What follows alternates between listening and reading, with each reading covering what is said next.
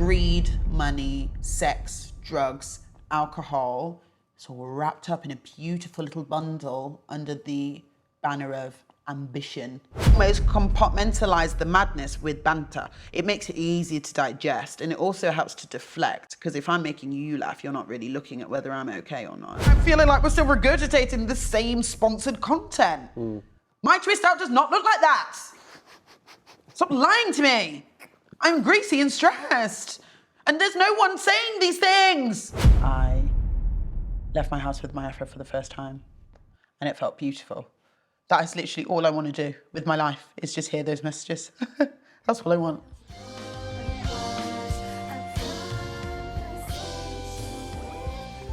Everyone ready? Yeah? Welcome to Conversation with Haych. What's going on, people? Welcome to Conversation with Haych. We have an incredible guest with us today. An incredible woman with an amazing career, formerly one of the UK's youngest event directors, working for Prism, former head of UK strategy at Netcall, head of sales at Raw, enterprise sales executive at Tagstar, now one of the most important voices around Afro hair for men and women, both in the UK and worldwide. The host and founder of Texture Talks, featured in British Vogue, Cosmopolitan and Our UK, the author of How to Love Your Afro, a woman trying to change your mindset, give you the practical tools and help empower us to love and nurture our natural hair, and in turn, love who God created you to be.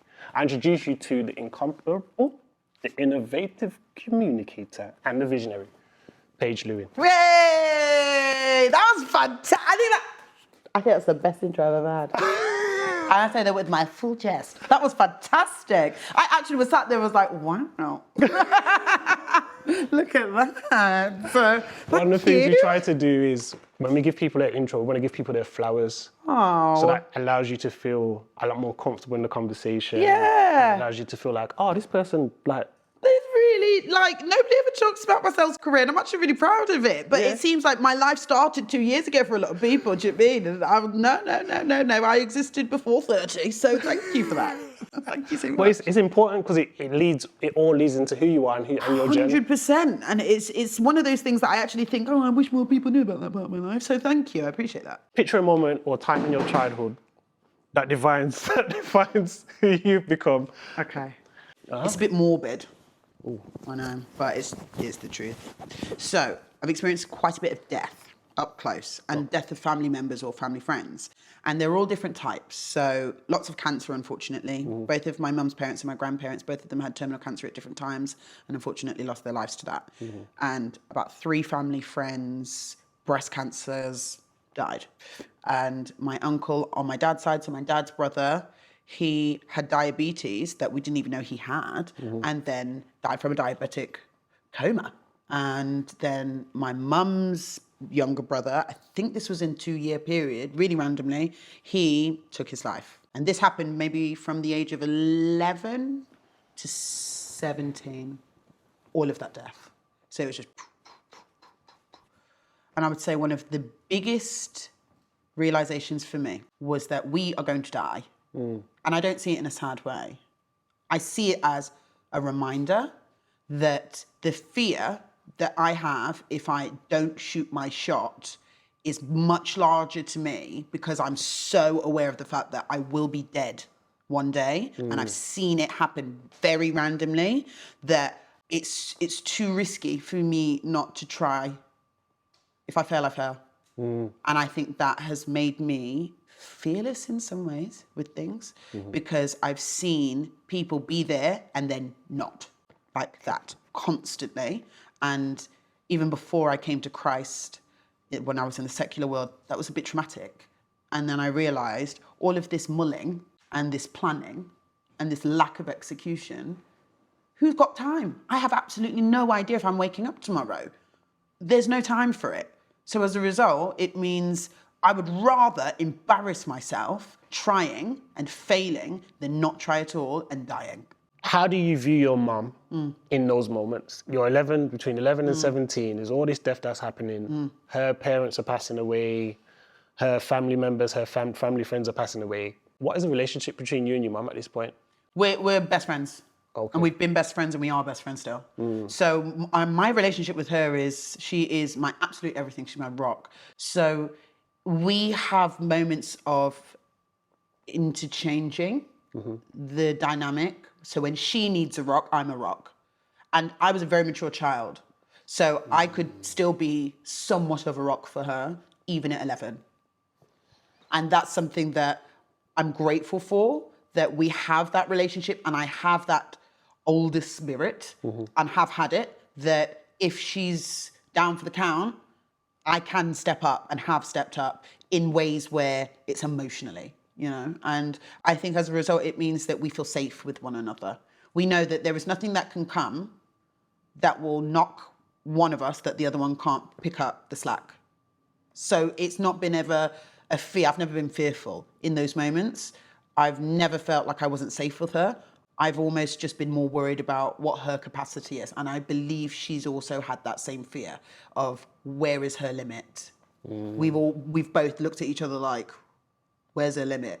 And by God's grace, we haven't experienced a limitation that he hasn't been able to come in and help us both with. Do you feel like you mature quickly because of Yes. all that is happening? Okay. Yeah, 100%.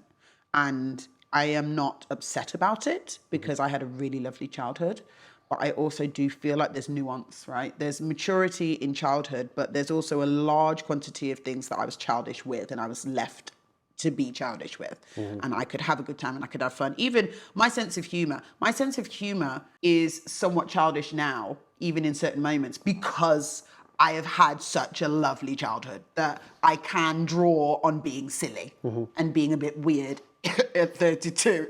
And I know you exactly what I'm talking about. So that comes from a happy childhood, you know? So it's finding that balance. Life's never going to be easy, but I've not experienced some of the things some people have experienced that were traumatic. So I would rather have had the mature moments, had the rude awakenings with all of this death, let's say, that I've experienced at a young age, in conjunction with a really happy, loving mother-daughter relationship, because I think that's exactly the perfect storm to create the Paige that is sat here. You're born in Bristol. I am.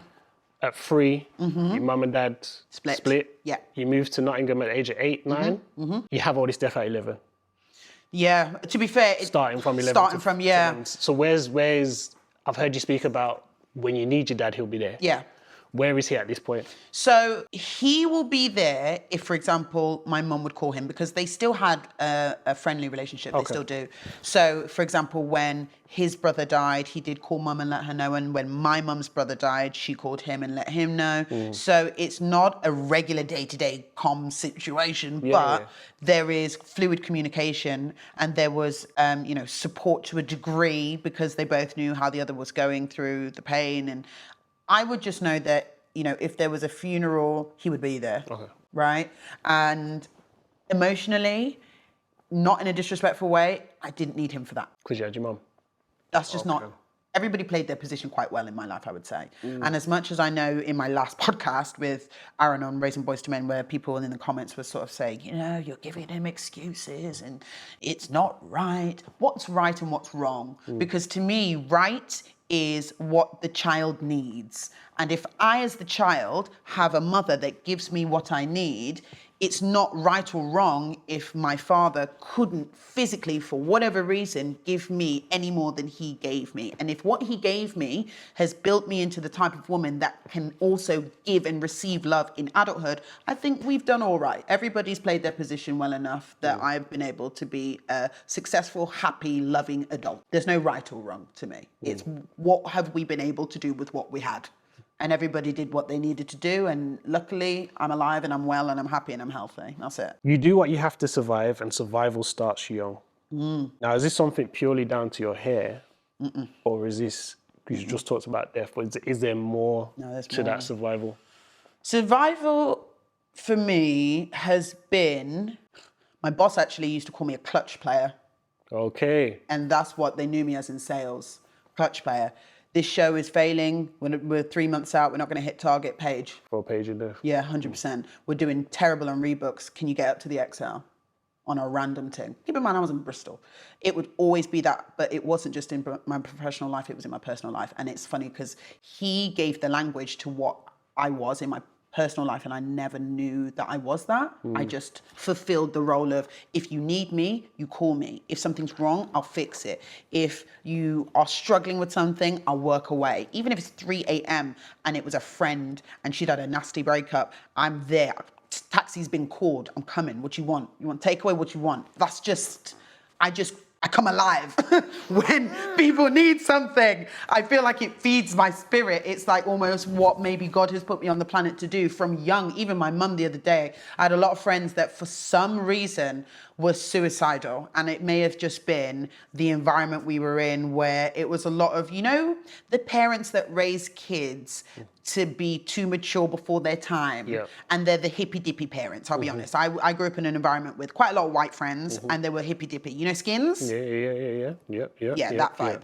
So it meant there was a lot of depression too early, drugs, experimenting with sex, all these things. That was not for me, but I was in it with them, watching them. So I have experienced a lot of times where I had friends that were cutting themselves. I had friends that tried to overdose. I had friends that thought they were gay and didn't know what to do and wanted to go and jump off a bridge. So for me, I was almost, my mum said the other day, she thinks I was being trained for, because and I always would tell my mum, this one's cutting herself, this one, and then mum would also be there with me, so invite her around for dinner, I'll go and grab her, where is she, some random park at night, we'll go and get her. So it's me and mum have always been running around trying to just keep everyone alive. And that to me is a normal way to live. Where it comes to survival, I've seen darkness, I've seen other people experience darkness, I've had darkness close up and inside of me.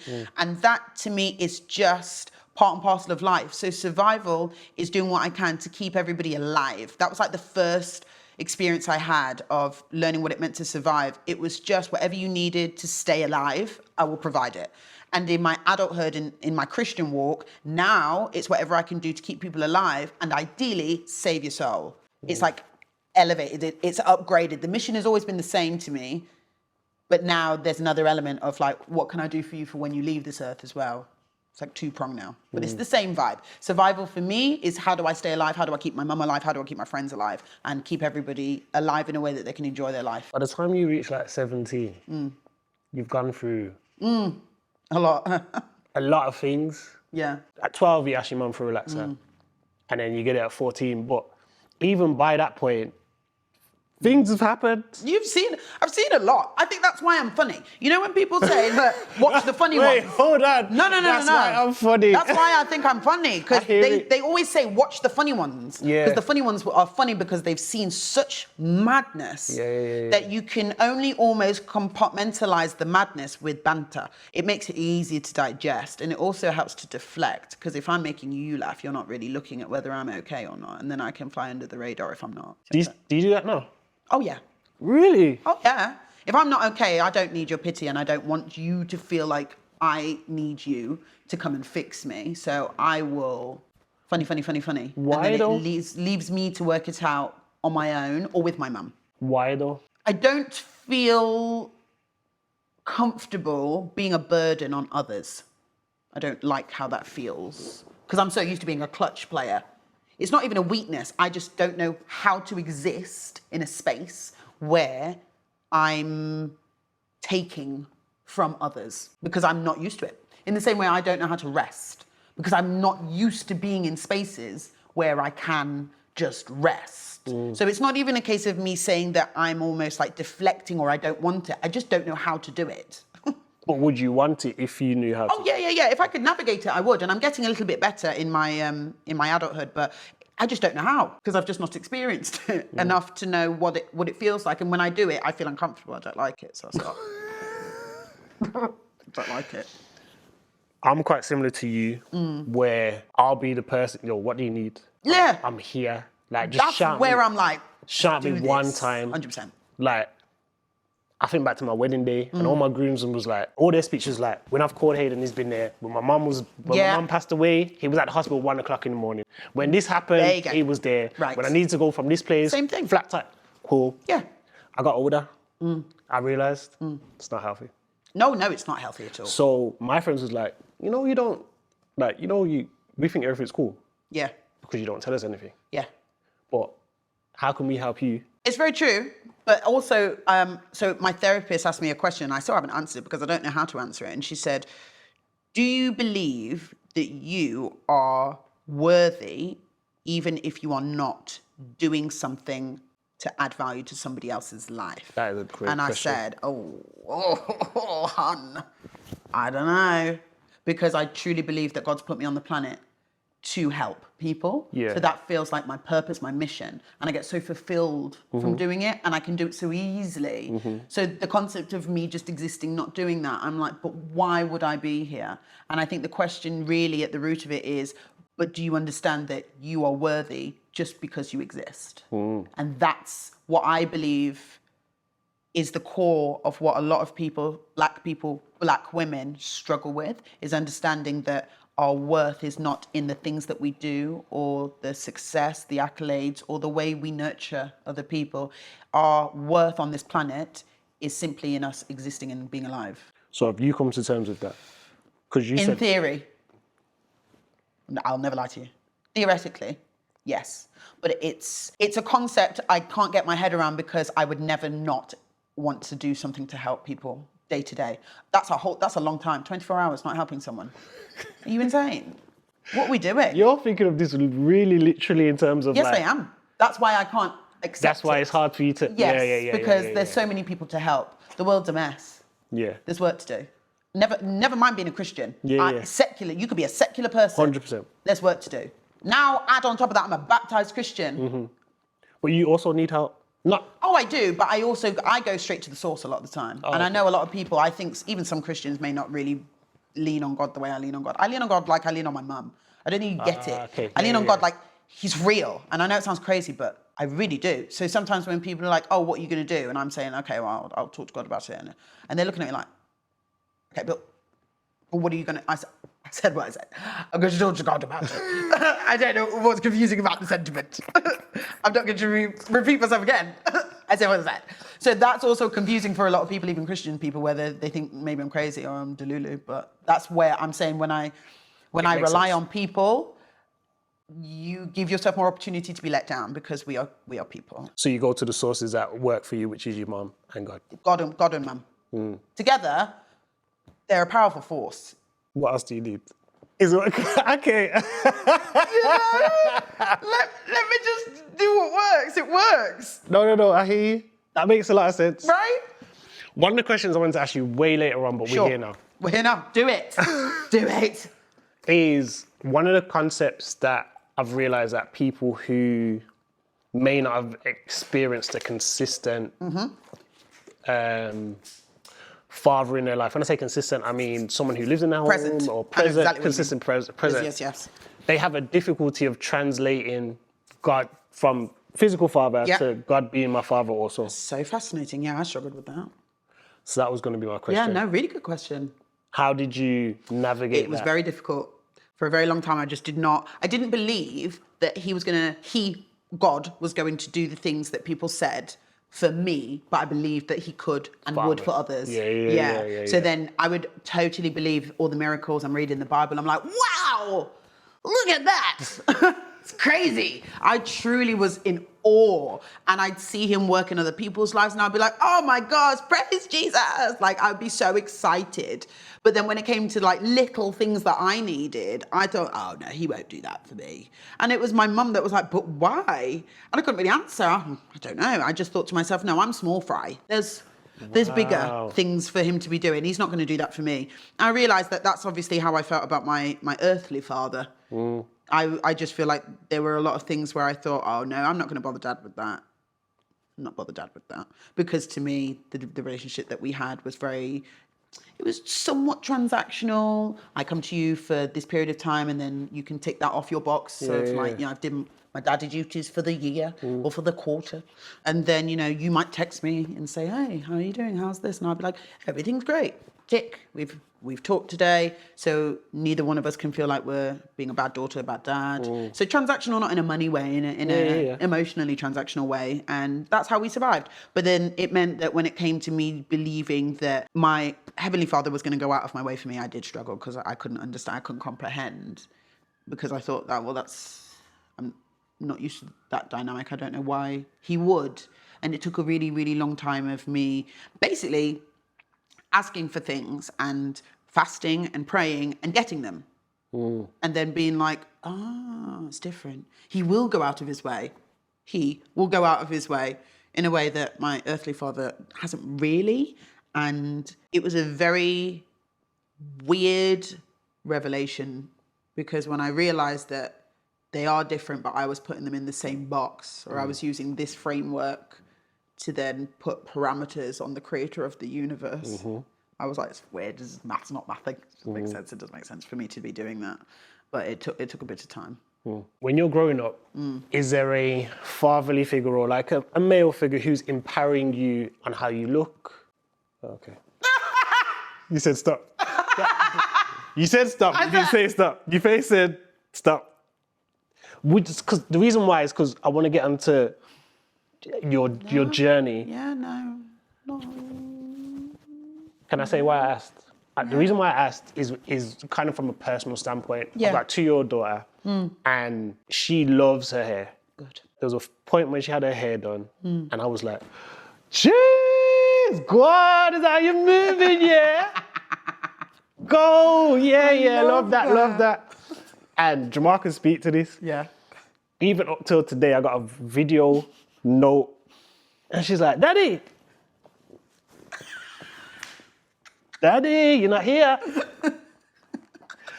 Because, and her brother does it as well. Aww. And her brother's 6, she's 2. So, 5, sorry, and she's 2. So the reason why I asked the question is because I understand the importance of making sure that when she's in my care, like, I love you.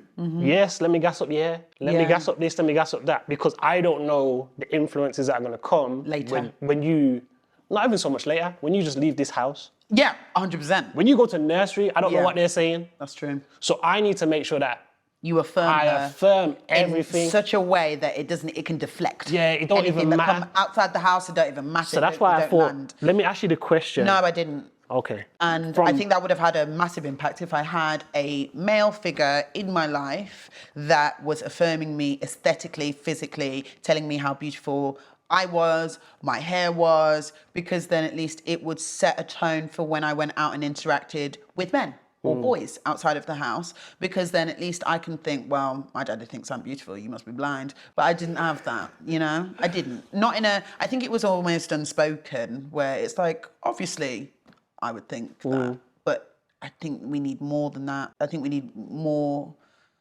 vocal affirmations as children to understand the real gravitas of how beautiful we are. Otherwise, you know, this whole like, it's implied. What do you mean? I'm 3. What's implied, big man? Nothing's implied. Barely spell. Say it. Say it loud. Sorry, carry on. No, that's good. The community, when you're growing up, so at the age of 12, when you first ask your mum for relaxer, what's the community like? Because obviously you're Nottingham at this point. Indeed. I'm assuming it's heavily white. Indeed. Heavily Caucasian. Indeed.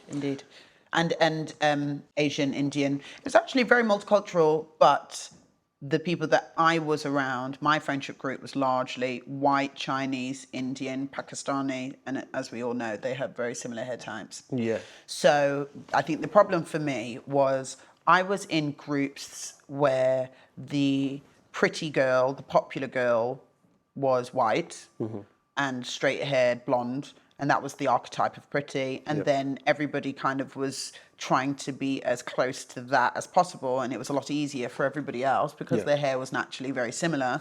Mine was not. And then it just kind of made me feel very much like I'm not getting any attention from anyone, really.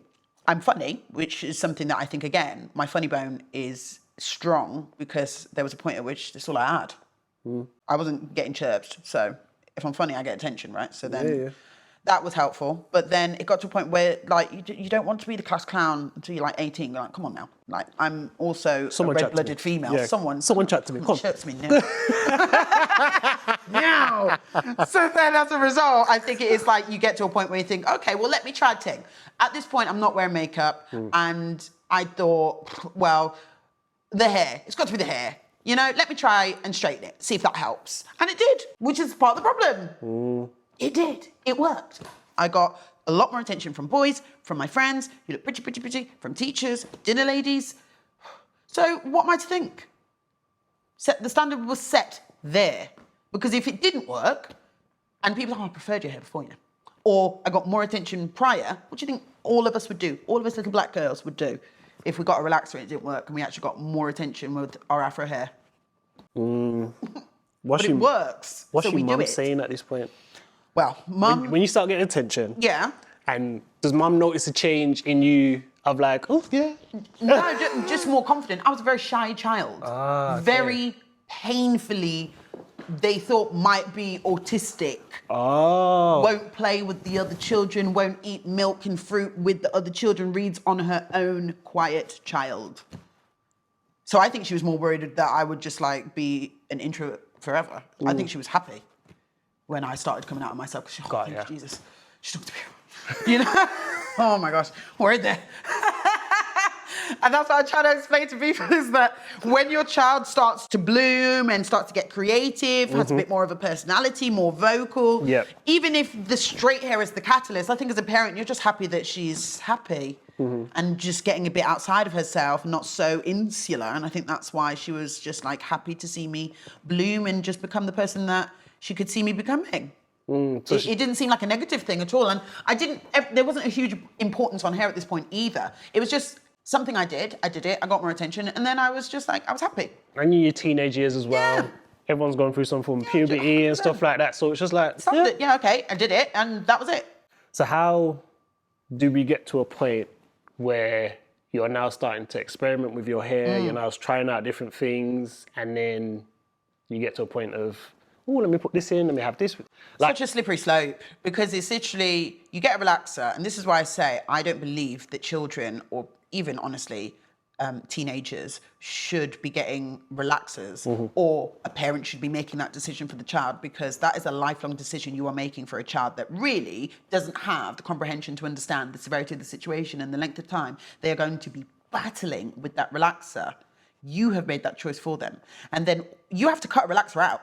It doesn't just grow out. Yeah, your hair grows, but you have to, if you want to revert your hair back to natural, it's a whole process of growing it, trimming it, or if you're able to just do the short hair thing, then you grow maybe an inch of hair and then you have to cut it off. So that chemical you have laced your scalp with, outside of the health implications, you are then putting your child in a situation where you're saying, okay, well, you're gonna have to deal with this now. If your edges break, if the hair itself starts shedding, if you start to struggle with your density and this and this and this, that's on you. It's not fair. So then now imagine I'm in a situation where I'm not looking after it properly because I'm a child, and the hair is breaking because it's a chemical. And I'm thinking, oh dear. I make a reference to Rugrats. You see Rugrats? Yeah, Cynthia. Yeah. Angelica's doll, because I used to love that show. And I remember there was a point where I looked in the mirror and I said, this is giving Cynthia a little too closely for my liking. It was not cute. So then that's where you think, okay, what can I do? What can I do? And at this point, the lace fronts felt like too far. Okay. Yeah, at that point, lace fronts were not popping like they were not trendy. Wearing a wig was definitely a big commitment. It still, to me, felt like an auntie. Yeah, that's style. big people thing. Right, big people thing. So it was the leave out. That's Sister Leave Brown, out. that's Sister, yeah. 100% Sister Mavis. Yeah. I'm not there yet. I'm still fresh. So I was like, I'm not doing that. So then I said, okay, let me do little leave out. And then it was the feeling of the heavy, wavy, loose wave bundles on my shoulders and blowing in the wind around my face that I'd never felt before. That was it. I was lost. I was never to return, because it was just something I'd never experienced, is having any hair blowing around my face. And then again, the compliments. We're rolling in. We have to understand that it is lovely to get a compliment, of course, but as the individual getting the compliments, and there are a flood of compliments in comparison to the silence I was experiencing when I had my hair either natural or scraped up relaxed, struggling with a grip in the back because everything broke and mash up. You have to understand what that does to a person, because you as a human being love to feel wanted and pretty. That's just who we are as creatures. So what are we going to do? Are we going to then say, you know what, I'm going to go back to my natural hair? No, I'm going to get more bundles. And now I'm going to get a lace closure because I can't deal with my hair doing this over the weave. And now you can see my tracks and it's windy and it's too stressful. So then again, it's just constant graduations where in your mind it makes sense, where you say, I'm not trying to have a wig or a weave forever. I just don't like my hair to be sticking up. Lace closure. What's the point in getting a lace closure? I may as well. If I have a lace closure and bundles, this is basically the same structure as a wig. Let me just get a wig. It saves time. It's always some logical explanation until it's 7 years down the line. You can't leave the house without a lace front. It is a slippery, slippery slope. And again, you set the standard and then people perpetuate and encourage that, that's better. Stay there. Don't change that. And then, of course, how are you supposed to go back? Because everyone from your partner to your colleagues to your family is telling you, oh my God, you've never looked better, you look amazing. So what? I'm going to then say, actually, let me go back to the style I had when I was 12 at big 18. No! I'm going to double down and get higher density, thicker wigs. You work and you get into events, you get into sales. What was that like? It's so interesting because that was such an intense part of my life that nobody really, unless they were in it with me, knows about. This part of my life is so separate to that part. But it was like Wolf of Wall Street. It was exactly like that. And I cannot tell you how similar it was. It was boiler room sales, on headsets, pitching, 2 hours in the morning from 9 to 11. Nobody can sit down. You are not allowed to sit down. There's music in the background, rap music. They are like kicking balls around in the office, but we're all in suits and we are pitching hard, trying to get deals in a day, turn around huge amounts of money from a call that we made cold first thing in the morning, which I did several times. I managed to get people to close business. I called them for the first time at 9 a.m. and I was signing contracts for 10, 20, 30K at 5 p.m. Like that. I'm leading a team and that team is doing 50 to 100 cold calls a day. I'm doing 50 to 100 cold calls a day. I've got a target of like 1 million we've got to hit. We're having sales meetings with managers that are cussing and swearing and saying all kind of madness. And we're all just like really, it's the most high octane, highly stressful environment, but it generated these ridiculous turns around of money. Like we were dealing in large quantities of money. Me at 22, 23 was able to get 10, 20K's worth of commission on top of a smallish basic at the time. Like I worked from 13K. I started on 13K and I got 7 promotions to get up to 25 base, but I was a director, so I was also getting thousands of pounds worth of commission every single month. And every single time people never got promotions. And I would say, well, I'm not staying on this basic is terrible. So then I would go to my boss and say, if I hit this number of meters, like 100 meters in a month, can you take my salary up from 13 to 17? And he'd be like, if you think you can do it, fine. And then I'd write him an email and then I'd do it. And then he'd be like, okay. And then I do it again. If I get, $1 million on this next show, and say the target's 750, can you raise my basic from 17 to 22? And he's like, okay. And I did it. And he's like, okay. That's just, it was the most stressful and the most exhilarating and the most like feral part of my life thus far. There was just no regulations, no rules. There was no stability. There was no work-life balance. They didn't have a HR until maybe the last year I was there. Sex, drugs, and rock and roll. It was insane. It was insane. Does it kind of speak to your personality at the time in terms of, I'm going to overachieve, I'm going to get stuff done? Yes, correct. That's why salespeople, lawyers, and financiers often have a very similar type of life where they are working hard, playing harder, sleeping like minimal hours because they're such overachievers, and the people at the top understand that that is a trigger, it's a challenge in them, and they can manipulate it. You can really twist somebody to do what you want and generate huge amount of money for a business if you understand that all they want is success. You can work on that. And that's why you'll often see a lot of the same very young, overachieving, hardworking people in an office who could care less about their mental health and could care less about their salvation, not even think about Jesus at this point. Like, we're all just trying so hard to live that swanky, sexy life that we've seen on TV, that we've seen on Suits, that we've heard about. And that is the end all and be all. Nothing else matters. Why do you leave? Because I felt like, honestly, I was dying. I felt like I was dying spiritually and physically. We were doing lots of drugs and lots of alcohol every single week. And the work rate was like start 7 a.m., finish work at sometimes 9 p.m., working on the weekends. It was all consuming. And I just felt ill. I just felt sick in myself. I was like, if I keep doing this, I actually feel like I'll die. It was insane. And then every time I'd leave and go to another place, it'd be very similar culture. So it kept happening where I thought, I think it's just sales in general, honestly. I think it's just sales in the UK. It's just all like this. And then I moved from event sales into tech sales, and that was a lot better. It was a higher base. It was a more consultative sale. It wasn't like high pressure cold calling. It was more discovery. We're doing research about the people. We're consulting, and we're taking more time with one person for a bigger outcome and a bigger deal, as opposed to getting loads of low hanging fruit and just trying to call 20 people and get 5 people on 2K's worth of business. You know, we're talking 150K as opposed to these tiny deals. So it meant it took a more mature sale, but that still had a culture of really, really toxic work environments with really toxic bosses that just money. Like, we were just living and working for money. We were praying at the idol of cash. And that was the problem. There was just no soul in the work. At one interview, you said that it was your dream job.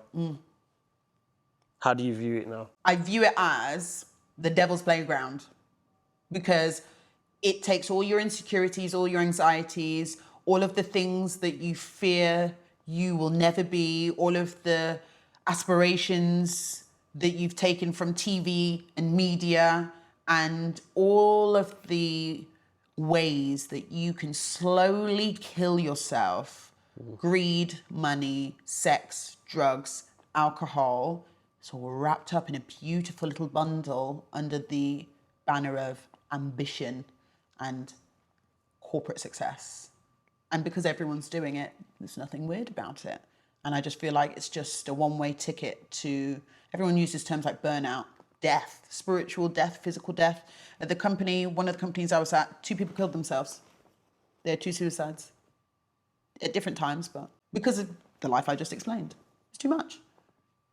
And there was no, this whole health and wellness and mindset and workplace balance, this is new. That was not a thing in 2015. Are you insane? That was not a thing, especially not in sales. This is all very like new age for me. So when I'm explaining to people that I thought I would die and that's why I had to make a change, I wasn't even in Christ. It was just my secular fear of death because it was so high pressure and I was so good at hitting these targets and I wanted to hit them so much, I knew I didn't have a limit in me. I wasn't the person that would say, oh, it's 6 o'clock. I've done half an hour overtime. Let me watch a film. Absolutely not. That's not how I'm wired. So because I knew that about myself and I'm such an overachiever, I said, this is not the industry for me. I can overachieve in something else, for sure, because I'm never going to stop being an overachiever. But I realized I can't be an overachiever in this because it'll kill me. You spoke about insecurities and anxiety. There's a story you is well known, I believe, where you speak about having the glue. And you, as you've spoken about, in an intense environment in sales, haven't booked a day off even when you are ill. No, if you were booking off sick days when you were sick, it was frowned upon. But at this point, In every sales job, really, I've been in. No, but I mean at this point. At this point. When. Oh, yeah. You it were was, like. It was still frowned upon. That's how I knew it was a really bad situation, because I knew people, my boss, my CEO, would frown upon the fact that I wasn't in, even though I made up some lie, of course, about why I was sick. That wasn't true. It was because of the situation with the wig and the glue. But I knew that I would be looked down upon for taking the time off, and still took it off anyway. That's how serious it was to me, that like, we've got to find some way around this, because I really value my work. I value the respect I had from the other people in that job. Listen, I'm the youngest director. I'm a female. I'm a black woman. There are no other black directors. There's only one other female director, and she is white. And I'm holding my own. I'm actually obliterating these men. Like, I'm constantly top of the leaderboard. They cannot outsell me. And I have a very, very young team. And again, my team would constantly outsell every single one of them. So to me as well, I thought to myself, I don't want to lose that respect, right? To say, oh, she's weak. She's the woman we always thought she was. And at this point, you're outselling. Everyone. So it's like... Even people that hate me today, that worked in that office, would tell you. I could call them today, and they would call me all kind of names, but they would have to say, yeah, she was the best. And even at that point, with your hair situation, you still wear the wigs after? Oh, yeah. It's a process. It doesn't just happen. I keep trying to explain to people, even with this book. I said to someone the other day, listen, buy the book and have it in the house, but it might take a year for you to pick it up. That's fine. It might then, after you've read it, take 2 years for you to pick it up again. That's fine. It's a process. But it's the starting. It's the beginning. It's the first step that most people are too scared to do. Take the first step, and then if you have to step back, that's fine, but you took the step. And that's what's important. I took the step. And I sat there and I realized this can't run. And then I wore wigs for God knows how many years after. And then I took another step. And then I faltered again and took another step until we got here, right? Like, we all want this like clean journey. There's this thing I saw the other day, and it said that this from A to B and this from A to B, still progress. We still got to B. Even though this looked crazy. That was me. So if somebody has to take the crazy route to get to B, take the crazy route. Better than not taking the route at all. You've gone through those transformation processes. You've tried it. You're like, oh yeah, this is what I'm gonna do with my hair now, and then it hasn't worked. And then this is what I'm gonna do with my hair now, and it hasn't worked. When do you get to a point where it's like, okay, this is what I'm gonna do with my hair, and it sticks? So when I basically had bleached my hair into submission, where it was so dry, I couldn't retain any moisture in it anymore. I went to the trichologist, and she described my hair strand as an unzipped jacket, that water and product would just keep falling out, because I had bleached and dyed it so much in such a short period of time that it was beyond mashup. And I had to shave it off. And I said, oh, again. And then she also said, you also have traction alopecia. By the way, let me sprinkle that on top. You also have bald patches here. So yeah, we have to work on treating that as well. And it just felt like, no more. I'm not doing this with you again. It's like, almost like, there's a part of me that's the erratic, must look pretty part of me. And it's that Paige that will bleach her hair when she knows she shouldn't, will straighten her hair till it burns, will relax her hair till she has scalp adhesions that are bleeding. It's that Paige that is insecure, doesn't think she's pretty without all of the extras. It's that Paige that the colonial world has made. And she is the one that makes these terrible, terrible choices. And then there's another Paige, and that Paige is almost like the one that at the time doesn't really... Have you seen Split? With James McAvoy, basically, he has different personalities in his head, and different ones take the light. Yeah. So okay. the Paige that had been deeply colonized was in charge. She was running the thing. And then there was a quiet Paige, and if I'm honest, I think it's me now.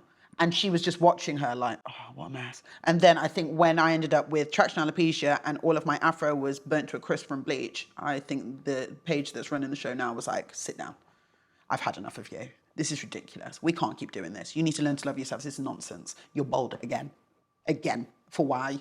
And that's the Paige that has been in control, because it felt like the straw that broke the camel's back, where I said to myself, there will not be another day where I will be sat looking in my mirror, bold, at my own hand. Enough.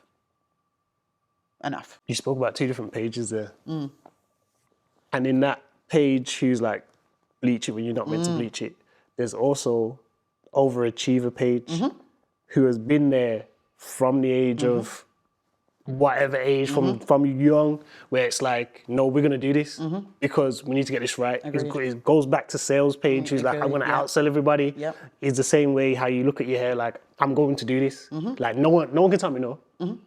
Your mum's trying to tell you, hey, Paige. And I'm like, nope. And you're like, no, because it comes back to that. This is gonna be good. Yeah. I'm gonna achieve with this. But that's the reality, right? I explain to a lot of people that when it comes to saying my hair is hard work, or saying that I don't have the time to look after my hair in its natural state. There's a lot of people talking about straight natural. Yeah, I don't have the time. I don't want to spend all of this time in my bathroom looking after my hair, washing my hair. Sorry if I have too many things to do and I don't want to have to spend hours washing my hair. Okay. The reality is it's because you don't like the outcome. Like the way that your hair will look when you've done that work is not exciting to you. It's not an aesthetic that you like. So you're not going to put the work in. When I was spending hours laying a lace front wig, when it would have taken probably an hour and a half to do a twist out, which is hard work. So then what's the difference, you ask? The difference is, I thought I'd look like Beyonce if I did this one. I thought I'd look like someone's auntie if I did this one. And that's the problem. So when I'm looking at the Paige that was doing all of this nonsense to her hair and the Paige that's determined, I'm determined to look as presentable, acceptable, beautiful, sexy, desirable as possible, to be as popular as physically possible in the circles that I'm in, to be as professionally successful as physically possible, for money and for status and for ego and pride. And all of those things in Britain, in sales, meant wig. So I did wig. Simple as that. That's it. The reason why it's important, why I thought it was important to talk about your sales journey, is because everything leads to this point. It does. And everything has an impact up to this point. Correct. And if people just, as we've spoken about, if people just take you from 2-3 years ago, Paige, they're going to miss a whole lot. Yeah, agreed. And they're just going to be like, oh, she's always been like this. And it's going to be like, no. No. When you delve a bit deeper into who she is, how she's got to this point, even from when you're talking about when you're 11 and you're seeing all this death, and how that then drives you to then, you've got one life. I've got one life, I've got one shot at this. And I've got to just go. Correct. So if I realise that if I wear the wig, I'm more likely to get a partner, I'm more likely to get a good job, I'm more likely, then I'm just going to do it because I've seen death up close and I know I could die any moment. So I haven't got time to be sat worrying about whether or not I should. No. The wig works for everyone. Everyone happy with the wig? All right, okay, let's go. That's it. So when do you get back to a point of loving you for you? The reality is after I went to the trichology clinic and they said, okay, you're going to have to shave it off and you've got traction alopecia. That was actually another beginning, because that then started I'm going to do my natural hair care journey, as I'm sure a load of people experience, where you say, I'm going to do it, and then you just veer off course several times by accident, and you're like, oh no. So then I did that, and then ended up with faux locks down my back, and was like, oh, okay, so this is a step. Remember I said you take step, and even if you take 2 steps forward and 5 back, you still took the 2, right? So I was doing that constantly, because the steps forward there means I no longer need straight silky hair. I quite like the messiness of a lock. I love that. Right? So then that's the progress we made then. But we still needed the length and the swish. So we're not quite there. So then we go again. I cut them off. And I just have, they're still lock extensions, but they are shorter and they are not loose waved. So they're just Afro Hair locks, right? So then the step forward we took there is, okay, now I don't need the loose wave. Now I like my afro, the tight curls, and I actually like the afro to look like it would do if it was like my hair that had locked. So we've made a step forward. Yeah. But then there's still extensions. So we still do need a swish. And I was like, no. So I took them out. So now we have locks and they are short and it's all my hair. But I bleached them. I dyed them ginger. And I thought, okay. And this is the process. This is the unraveling. This is the unpacking that leads to this. This is what I try to get people to do, because the unfortunate thing is sometimes you can think you've made it and stop at one of these posts and think, I'm here now. Loving my natural hair. And you circle in the post. And you're circling the post, and I'm looking at them like, okay, okay. Because somebody might be comfortable there, and you don't want to take someone's comfort blanket away. I know how that feels. It's really stressful. And I don't want to make people feel traumatized every day of their life. That's not why I'm here. But I also do realize that they're lying to yourself, whether knowingly or not. Sometimes I was lying to myself and didn't even realize that I was lying to myself, in that I said, oh, I've reached the pinnacle of natural hair. I'm happy with my natural hair, and I'm bleaching it. Why? Or I can't go out the house unless it's gelled. Why? Or I can only go out the house with a twist out. Why? But we don't do the second layer of unpacking because our afro is out or our natural hair is showing. So we think, done. No one asked me any more questions. I love my hair. It's fine. Please don't ask me any more questions. This is it. And I went the next layer where I was like, I don't think I like it still, actually, because I'm trying to do everything possible to dye it blonde, or to twirl it to make it look like a looser curl, or to flatten it. I say, I don't think we're there. And then the deeper work, I'd say, is probably the most profound parts of my book, How to Love Your Afro, is what happened after I went in again. That's where all the uncomfortable stuff was waiting for me. Why did you decide to document your journey? Because I was sick and tired of influencers. That's right. You see, I don't like the word influencer. Oh, upsets me. That's why I didn't use it. Yeah, good. So I said, big man like Haych, because I hate it. It just, to me, felt like the type of content I was consuming was very clean, very pretty, and there's a place for it. It was aspirational, in the same way that there was a place for fashion magazines in the 90s, but we've all evolved. Life's hard. People are in power that shouldn't be. It's a very stressful existence. So we need a little bit more in terms of the content we consume. I think everybody's almost feels like Matrix, red pill, blue pill. I feel like everybody's in the last couple of years been so stressed, we've been forced to take the other pill. And now that pretty influencer content's just not enough, sorry. It worked up until maybe like pandemic, and then things got very real very fast. And as a result, now everybody's looking at those really pretty videos and we're like, it's not enough. You know what it speaks to is, if you go back to when you were in school and the pretty person or the good-looking person was amazing, and 20 years on, you're like, oh no. You're like, what happened? What happened? What happened to it? And the worst thing is, you might still be pretty, but you're not doing anything. Like, at all. And then the matrix shakes and you're like, oh, she was just pretty, that was it. But there was no depth. There was no depth at all. Or I had a lot of times where I saw people that were pretty, but they were mean. And then, to me, when you're pretty, but you're mean, you become ugly to me, physically. Yeah. And nothing changes in your face anatomically, but you just look ugly to me. And I think that's also the other thing, where you see how people were treated or how people were treating you or other people, and you think, I don't even think you were that pretty in the first place. So it's like this, it's like opening the curtains. It's the untangling of what you've locked yourself into. I think a lot of people are just like stumbled out of the matrix after COVID, and they were like, yeah, this content's not doing it for me, to be fair. And yeah, you look lovely, you look pretty, yeah, double tap, but it's not feeding me in any way. It's not helping me, it's not educating me, it's actually harmful. And I felt that way. And I was like, oh no, this is not helpful. Like, we have moved so far on in the natural hair movement from the days of like going on YouTube and there being like 5 people on there, you know? And I'm feeling like we're still regurgitating the same sponsored content. My twist out does not look like that. Stop lying to me. I'm greasy and stressed. And there's no one saying these things. And I know other people are struggling at home. So where are you? Why don't you have Instagram? Where's your Instagram? I want to follow you. I couldn't find anybody, so I had to do it. Half the things you see me do, I didn't want to do it. I didn't want to be a podcaster at all. I didn't want to, honestly, write a book. I cussed my mum because she's about 2 weeks before this book was in my brain from a dream. She was like, you sure you don't want to write anything? And I was like, no, Mum, I have nothing to write about. Oh my gosh, please get off my back. Because I've always been a writer. And she was just like, okay, fine, I was just checking. Like, nothing you see that I do create or sell, even with the heat hats, didn't want to actually sell a thing. I just wanted something that wasn't a warm, wet towel on my back when I was washing my hair, because that's the only advice they said, use a warm towel. And I'm sat on wash day and I'm like wet on the sofa, like, this can't be it.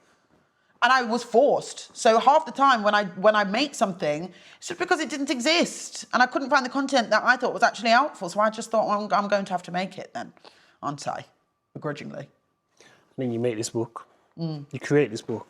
This is a very important book. Thank you. I don't know if you understand how important this book is. Probably not, to be fair. Because you've broken it down, mindset, practical. You're speaking to people and how they think, not only about themselves, but about their hair, but on a wider scale, how they just see themselves in general. In general, yeah. Then you give them practical tips from diet, from what oils to use, how to choose a shampoo, how to choose conditioner, all these different elements that you break down in this book. From me to you, this is a very important book. Thank you. This will change people's lives. I really hope so. In a way that you may never see. No. But this book here, How to Love Your Afro, go get it. Go and get one. Go get it. This book here is so important that I understand the benefit for me. So I can only envision the benefits that it's going to have for others. I really hope so. It's one of those things where writing it was really hard, not because the information wasn't in my brain, it was falling out of me. It was too much. It's over word count. Like, it was supposed to be 40,000. I think it ended up being like 50. And we couldn't take it down anymore. I literally said, we can't reduce it any further. Everything that's in here needs to stay. And that was the hardest part, is what has made my life harder on my hair care journey? And then what can I do to make someone else's life easier? And then when I started breaking it down, I was like, oh, there's so much. Oh my gosh, it's ridiculous. That's the problem. There's so much nonsense on the internet. There's so much nonsense that's been passed around the community. And there's so much also that is not nonsense, but is outdated, that's been passed down through generations, that needs updating, then hasn't been updated, that people are quite defensive about updating, that it just became a bit of a mammoth, where I was like, oh my gosh. Like, I would write something and then be like, oh, but I should bring that up. And then I wrote something and I said, oh, but then I need to bring that up. And then that's what really frustrated me when I was starting to write it, where I thought, all these publishers and all these agents talk about, it's not necessary, books on hair don't do well. I don't think it's going to make enough to break out for us. And when they say that, they're saying that literally, I don't even think it's going to make the money it costs to make the book, never mind profit. And I'm thinking, but here I am, spending hours into the night, every single night for months on end, trying to whittle down the information because there's so much that's required. But you want to tell me that what, your community predominantly, they take information from the internet? Yeah, that's what they said. They said, your community predominantly digest content online. I said, sounds like you're saying we don't read. It's interesting. You could never be saying we don't read. But that's what it kind of says to me, that you think that we're all just going to go on YouTube. Is that what we're doing? So black people don't need books as well? But you'll bring out 2, 3, 4 cookbooks. So the reality for me that it's actually managed to come out and it's doing exactly what it says on the tin, and it's having the response on the people it was intended to have the response on in the way that I'd hoped and prayed, is highlighting to me how much of a God-given gift this book is, not just for me, but for everybody that reads it. What does happiness look like to Paige now compared to Paige back then? Happiness before was money. Happiness before was me being a CRO, Chief Revenue Officer, Chief Executive Officer, being in the Business Insider on a press release, in a suit, looking irritating. And I think that was like the pinnacle for me, corporate success. But then success and happiness for me now is people reading this and it working. That's literally, I think that's going to be my life's work now. Like, anytime somebody messages me and tells me, I haven't worn my afro for 40 years and I wore it last week to a wedding. I am a singer, and for the last 5 years, I have only worn wigs, and I did my first show last week with an afro. I left my house with my afro for the first time, and it felt beautiful. That is literally all I want to do with my life, is just hear those messages. That's all I want.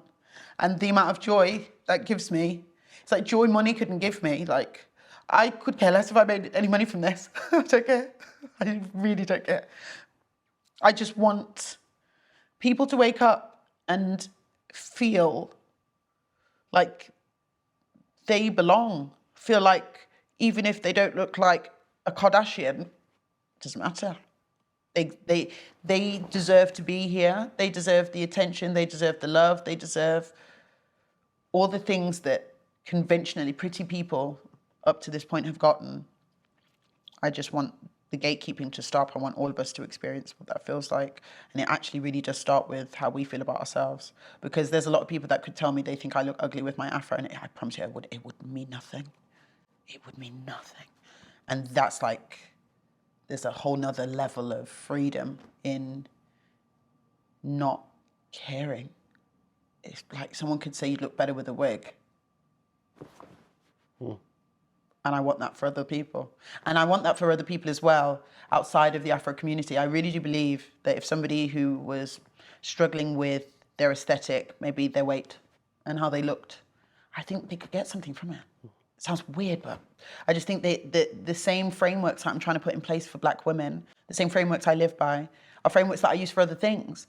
It's frameworks that I use for how I feel about my weight, as in there were things that I would not wear because I would feel like, oh, my belly's a bit, or my legs are a bit. The other day I saw cellulite on my legs and I could care less. I was so content. And it starts with the afro and it blends into everything else, where I just want us all to look at ourselves, and despite what someone says, we enjoy the reflection. We love it. We love it so much. Because that's how I feel every day. And I never thought I'd feel this way. And it's the best feeling in the world. My last question. Sure. With where you're at in life right now, what advice or encouragement would you give to yourself? To myself. Don't forget, when I'm doing all the things I believe are right and all the hard work, to let God tap in. There is only so much I can do. I truly believe in the concept of faith without works. And I think the problem is I'm really good at the works. So good. Like, and I have to remember that I've got to leave some for him. And I think that's why sometimes he will leave me right up to the wire. Because he's like, oh, she's too self-sufficient. So then he will leave it where I'm like, oh no, there's no other option. What are we gonna do? To be like, hello? Just reminding you, I'm here. Like I constantly have to come to the end of myself where I have no other option and solution to remember sometimes that like, oh yeah. I have to take it to him. My bad. Because I'm just so, I'm gonna do this, I'm gonna do this. And I think the biggest piece of advice is enjoy the fact that you don't have to do it all alone anymore. Like, we got baptized for a reason, Paige. And the wonderful, incredible things that God has done in my life, he's done it without me asking for anything. He's done it off his own volition. So imagine how much I can enjoy my life from here until he calls me home. If I relax a little bit and just remember that, like, yeah, I can do a little bit, but like, he's running the thing. I'm not running the thing, he's running the thing, right? So like, yeah, he's giving me free will, but like, let's not forget who's actually in charge here. So that I can kind of like, just like relax and sit back sometimes. And know that it's going to work out. Irrespective of what I want, it's going to work out. Paige, thank you. No problem. Thank you. This has been amazing. Thank you so much. It's been a conversation with Haych, with the amazing Paige Lewin. Thank you. And we'll have much more content coming for you very, very soon.